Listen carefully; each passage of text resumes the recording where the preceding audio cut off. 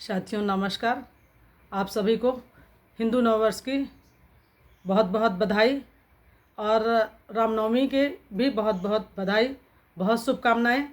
और आज हम रामनवमी के प्रथम दिन और नए वर्ष के प्रथम दिन में आप सभी के सामने श्री सोहन लाल द्विवेदी जी की कविता पढ़ेंगे, जिसमें उन्होंने गांव के परिप्रेक्ष्य में वर्णन किया है और शुभकामनाएं दी हैं।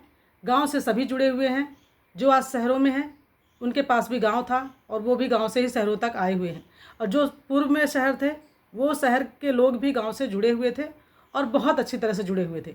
इसलिए गांव सबके लिए कोई नई बात नहीं है, गांव से सबका जुड़ाव है और सबका जुड़ाव है, तो ये कविता आपको बहुत अच्छी लगेगी।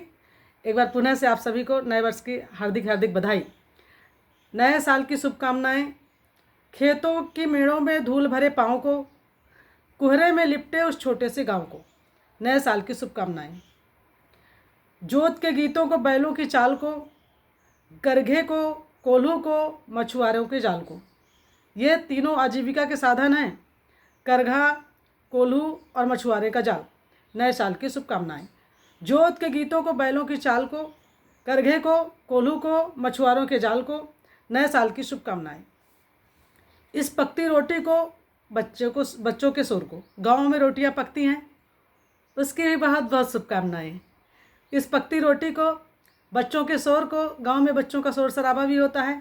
चौके के गुनगुन को, चूल्हे की भोर को, तो चौका का जो चौका समझ रहे हैं, शाम का खाना, और चूल्हे की भोर को, जो सुबह सुबह चूल्हा जलता है, गाँवों में कलेबा बनता है, कलेबा से आप सभी लोग परिचित हैं।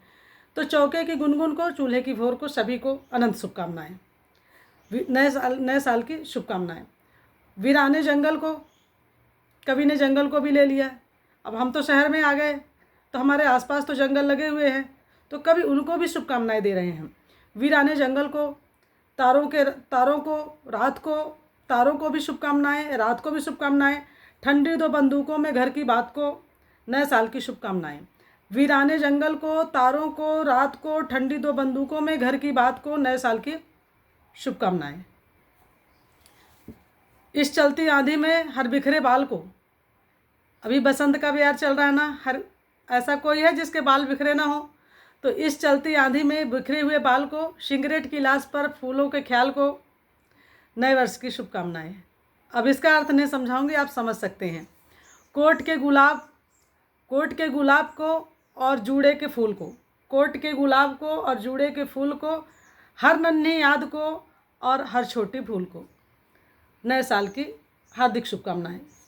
उनको जिनने चुन चुन कर ग्रीटिंग कार्ड लिखे, उनको जो अपने गमले में चुपचाप दिखे, नए साल की शुभकामनाएं। उनको जिनने ग्रीटिंग चुन चुन कर लिखे, उनको जो गमले में चुपचाप दिखे, सभी को नए वर्ष की हार्दिक शुभकामनाएं। धन्यवाद साथियों। ये कविता अच्छी लगी हो तो लाइक और कमेंट्स ज़रूर करें। धन्यवाद।